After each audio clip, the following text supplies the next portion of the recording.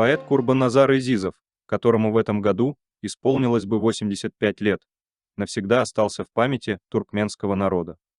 Фраза песни на стихи Курбанназара Изизова стала привычной, потому что музыканты часто пишут музыку к его стихам.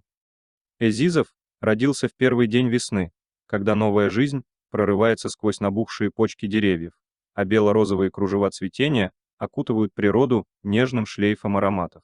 Изизов родом из живописного селения близ Ашхабада, Геогдепе. Мужчины в его семье передавали из поколения в поколение секреты искусства зергеров.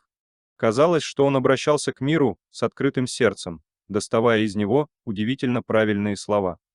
С приходом Изизова туркменская поэзия получила, выражаясь современным языком, перезагрузку.